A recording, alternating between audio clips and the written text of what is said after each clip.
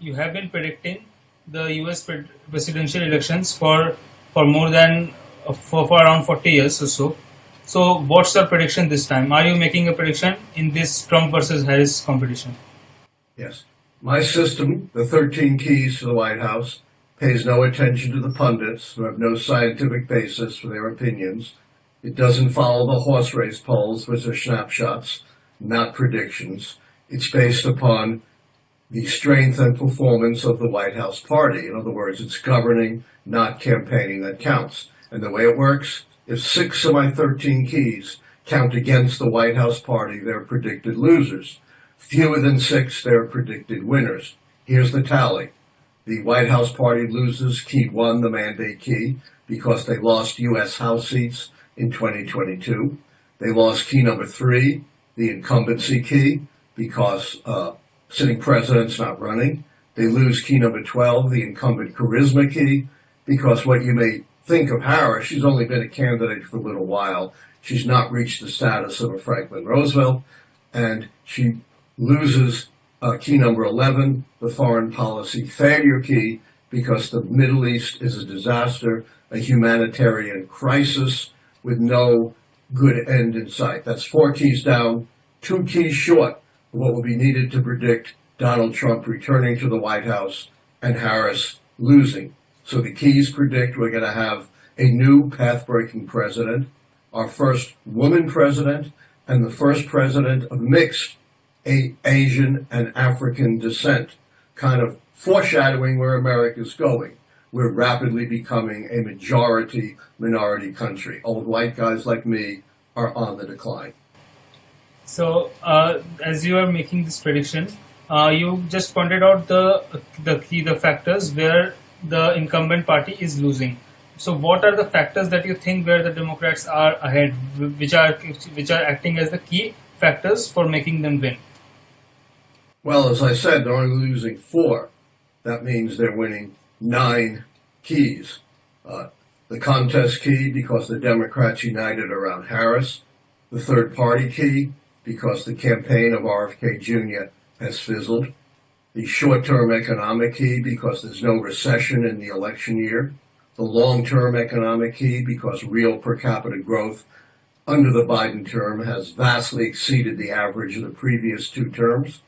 They win the policy change key, because policies under Biden are fundamentally different from those under Trump. They win the social unrest key, because the earlier sporadic demonstrations have fizzled away. They win the scandal key. Republicans have been trying for 4 years to pin a scandal on Biden and have come up empty. Their smoking gun witness, Mr. Smirnoff, turns out to have been arrested by the FBI for lying about Biden and propagating Russian propaganda. And it doesn't matter under the definition of this key whether it's a family member, whether it's the Biden's brother or son or anything else.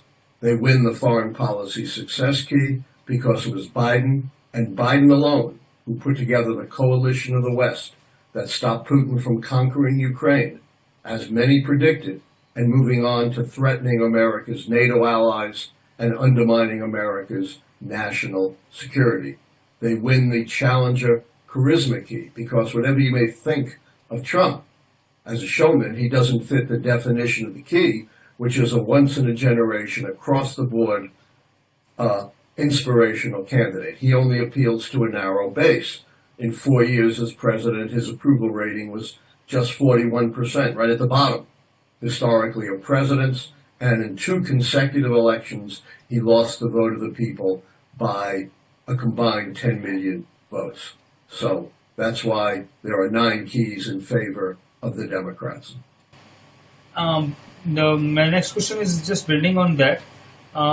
It's also a fact that although there are 50 states in the United States, the main election is decided in the key swing states, which are the big states, whether it's the Georgia, Michigan, Pennsylvania, and all those key swing states. So, what are the key factors that you think will play the role in these key swing states where both the candidates are trying their best?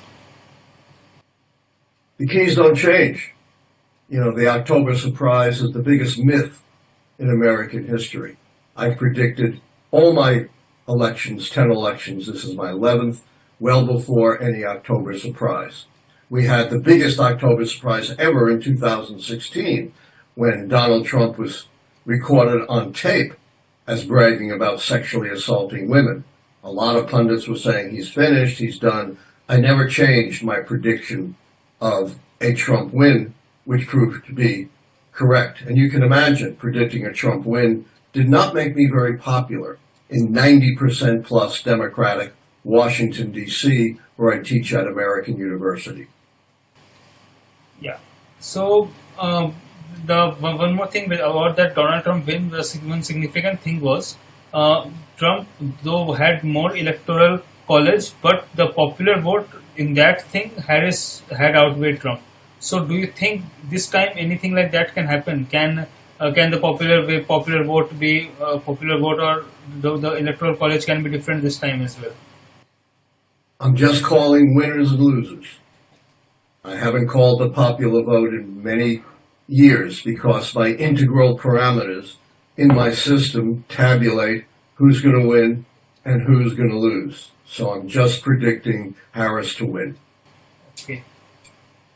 So the ongoing wars in Ukraine and Middle East, the foreign policy, basically the foreign policy front, because Donald Trump has been banking his campaign on the fact that America has lost the prestige that it used to have, that had he been in office, the wars, the conflicts wouldn't have happened, and he has vowed that he will stop both these conflicts within days of taking over the White House. So how much role do you think the public perception is regarding these two conflicts?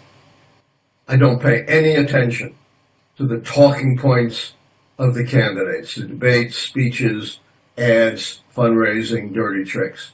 I deliberately delivered my prediction on September 5th, before the Harris-Trump debate, which all the pundits were saying was going to turn this election. My prediction is based on the big picture.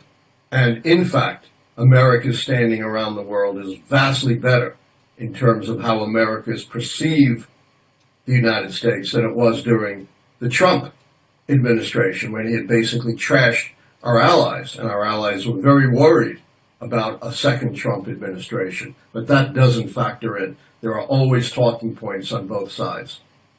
The two assassination attempts on Donald Trump, do you think they are going to play a role in tilting something in his favor? Yeah, again, things happen during campaigns. As I said, the biggest surprise was the Access Hollywood tape. The keys do not change given the day-to-day events of the campaign, no matter what they may be. Now, that said, I'm not psychic Gene Dixon with a crystal ball. I'm not Speaker Mike Johnson, who thinks the Almighty speaks to him. My system is based on history. It's very robust. Developmentally, it goes all the way back to 1860, when we had no planes, no automobiles, no radio, no television. We were an agricultural economy. Women didn't vote. African Americans were enslaved. So it's a very robust system, enduring enormous changes in our society, our economy, our demography, and our politics. That said, is it possible something so cataclysmic and so unprecedented could break the pattern of history? Of course. But of course the issue is you can never know that beforehand, only afterwards. That's why I don't listen to all of those critics who say, oh, this election is different. It's an assassination attempt. Trump has 34 felony counts. You know, every year critics tell me that. In 2008, critics said, you got to change your keys. You can't predict Obama. He's an African American. Never had that before. America's not ready for an African American. We have Hillary Clinton, a woman. Never had that before. We have the Access Hollywood tape. Never had that before. You don't change a prediction on the fly. So my last question is, what would be the role of Indian American community in the United States, keeping in mind Kamala Harris also has Indian origin, Indian roots. So how much a role do you think the Indian American community will be playing in these elections? And building on to this, that which of the two candidates, how will be their record with ties with India if they take over the White House? Are you asking me if the keys could predict Indian politics? No. Basically, I want to ask that what would be the policy of the two presidents regarding India, regarding U.S. relationship with India. Oh, I'm not an expert on U.S. relations with India. I can't answer that question. Okay. And the role of Indian Americans in this election as voters, Indian American voters. What I don't break down into individual voters, but I can say in terms of foreign policy, the two couldn't be different. Trump is an America first president or candidate, either one. He believes in turning inward. He's against collective security with our allies. Yeah. Many times he's trashed our NATO alliance, and our NATO allies are very worried about a Trump presidency. Harris is your typical president who believes in collective security, who believes in working with our allies and not trying to go it alone. That's a prediction. You are sticking with your prediction of Harris, Harris winning this elections and US getting its first female president. I don't change my predictions. My prediction still stands of a Harris win. Okay. Thank you so much, sir, for your time. And My pleasure. Take care. yeah, Send me a link. yeah, Bye-bye. definitely, sir.